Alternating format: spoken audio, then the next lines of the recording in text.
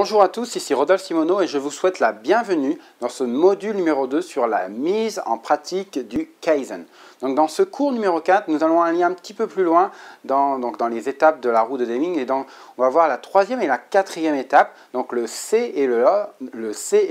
du PDCA, Check, Act, pour voir un petit peu les différents éléments qui la composent. Donc le Check, Act de la roue de Deming pourrait se traduire par ce processus de validation et d'amélioration. Check pour validation et Act pour amélioration. Donc, le check va finalement se résumer à la validation de l'efficacité de la solution que l'on a, des améliorations que l'on a apportées et du fait qu'elle remplit bien le contrat du projet d'amélioration. Donc, on va finalement utiliser des indicateurs pour s'assurer que les améliorations implantées ont fait progresser la performance de l'organisation, la performance du processus considéré, et la comparer aux données d'avant, et comparer les données avant et après pour mesurer le gain de performance, que ce soit une performance opérationnelle, une performance en termes de sécurité, une performance qualité. Donc peu importe la dimension sur laquelle on veut s'améliorer, mais la volonté c'est vraiment de vérifier, de valider qu'on a bien fait progresser l'organisation par l'implantation de cette amélioration. Donc on est vraiment à cette étape, dans une étape de validation de la solution, de ce qui a été mis en œuvre, et aussi dans une phase de mesure, mesurer l'impact de la performance,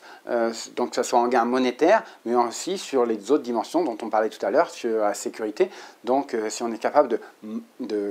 à la fois soit de monétiser ou bien d'être factuel sur un pourcentage en termes d'amélioration sur différentes dimensions. Finalement, on peut aussi mesurer l'impact de ces améliorations sur la qualité de vie, et bien évidemment au travail. Si on parle d'ergonomie, mesurer l'augmentation, la satisfaction des personnes qui utilisent la cellule de travail et voir s'il y a eu une amélioration notable, vérifier que ça répond bien aux attentes ergonomiques des gens qui travaillent dans le processus. Finalement, la dernière étape du processus de Deming, donc le ACT, qu'on va traduire par le processus d'amélioration, il y a deux éléments. Le premier élément, donc la standardisation, standardiser les améliorations que l'on a apportées de manière à s'assurer que les bonnes pratiques vont durer. Rappelez-vous, le rôle du standard, c'est d'avoir un élément factuel, une base commune de comparaison. Donc, à partir du moment où vous avez établi une amélioration, il existait un standard initial, le Kaizen ou le PDCA a apporté une amélioration, à vous de standardiser cette amélioration pour vous assurer que ces améliorations vont durer par la standardisation et notamment par les audits qu'il va y avoir sur ce travail standard et ce maintien des bonnes pratiques dans la vie de l'organisation. Donc effectivement, il va falloir revoir les feuilles de travail standard, les faire évoluer et mettre à jour les procédures et la documentation afférente à cette amélioration. Deuxième élément du travail standard, ça va être de se préparer pour les améliorations futures et donc de s'assurer que d'une part, les employés ont été formés au nouveau processus, à l'amélioration du processus par le travail standard, mais aussi que les auditeurs ont bien été formés, sont bien conscients des nouvelles pratiques et vont auditer selon les nouveaux standards et encore une fois, initier de par leurs audits et le coaching autour de leurs audits auprès des personnes qui sont auditées, initier de ce deuxième élément de préparation à l'amélioration future de manière à faire, encore une fois, se préparer à faire progresser l'organisation dans le futur. Donc ça va être de synthétiser les améliorations, identifier les prochains niveaux de performance lors du processus et lorsque l'on sera prêt, on pense qu'il y a un gain à réaliser, un nouveau chantier d'amélioration via le PDCA, la roue de Deming, eh bien on aura des éléments pour pouvoir continuer cette boucle de progrès continu. Finalement, ce qui est bien important, c'est